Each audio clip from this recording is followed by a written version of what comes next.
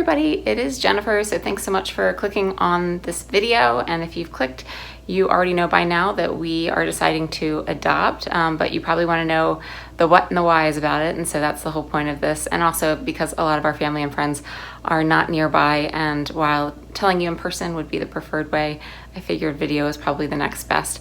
Let me tell you a little bit about our adoption plan. So first of all, why adopt?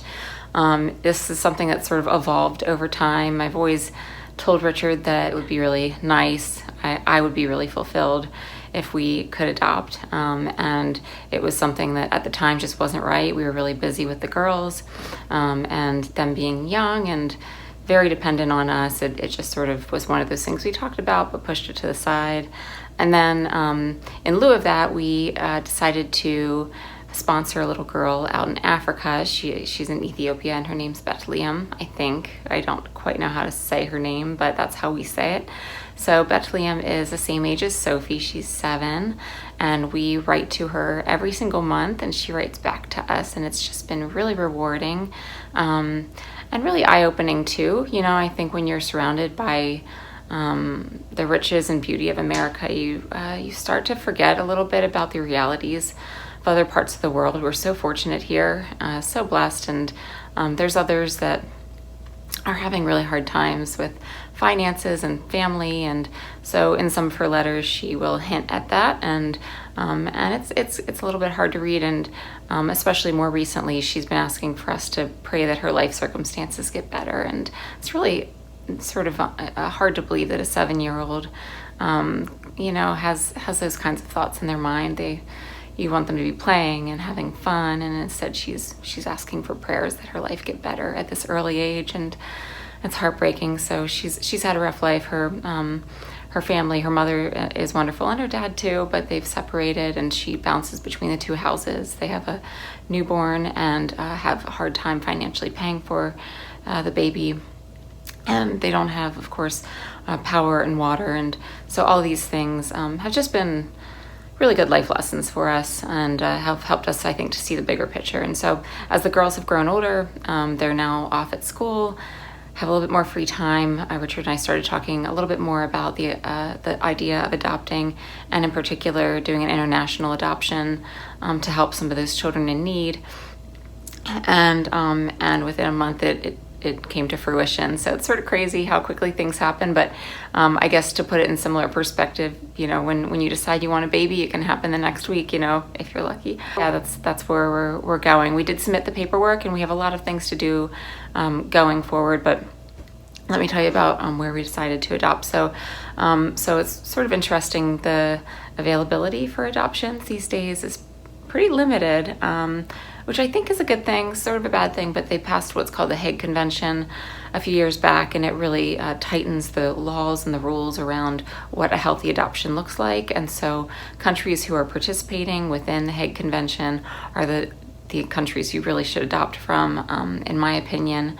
It helps to prevent some of this sort of black market activity, pawning off children for money. And I know that in extreme circumstances, parents may feel desperate to give away a child sort of unintentionally, not really realizing the long-term repercussions of that. And so I've heard some of those horror stories, and certainly we don't want to be any part of that. So no, in this particular situation, we evaluated the countries that participate in the Hague Convention. And so that limited us to places like India, China, Burundi, which is in Africa, Haiti, and I think Colombia was one of them. But for both India and China, you had to agree to taking on a special needs child, which meant that they may need future surgeries or may have long-term health implications. And we just weren't quite ready to commit to that. So it was a little bit more than maybe we were willing to bite off, because both Richard and I work full time, and just we're worried that might require a little bit more time or care than we would be able to provide. So anyways, so that limited us to more or less Haiti and Burundi. And in reading a little bit more about Haiti, I was quite naive. I didn't realize just how bad of a situation they're in. They are the poorest country in the Western Hemisphere. They are impoverished. Very few have power, running water, clean water. they've of course had a ton of natural disasters recently that really displaced many of them, and cholera outbreak. So they have had quite a time recently. And as a result, over 7% of their population are currently orphans living in orphanages. And a majority of them don't find homes ever, which is quite heartbreaking. And they're very close to us. They're practically they're in our backyard. So we felt quite compelled after learning that to adopt from Haiti. So anyways, that's our journey for now. The process is going to take 3 to 5 years. And we're not going to get a newborn. This is going to be a toddler, which has had a couple of years in an institution that we'll be bringing home. They say anywhere between 3 and 6 years old is a reasonable expectation. And so a lot of things to learn. And fortunately, we've signed with an agency that has a lot of resources and tools and trainings to hopefully get us to the right place mentally. But we also have to prepare ourselves I think emotionally and spiritually as well. And so anyways, your support through with all of this is so appreciated. And the last thing I'll say is it is expensive. And so it's about $45,000 over the next 3.5 years. But the first half of that is due in the first 9 months. And so while I like to think of it as you're putting your kid in daycare for 4 years, and that's basically what you pay, and you're getting a child that's probably not going to be of daycare age when they come home to you, so it's about the equivalent in cost.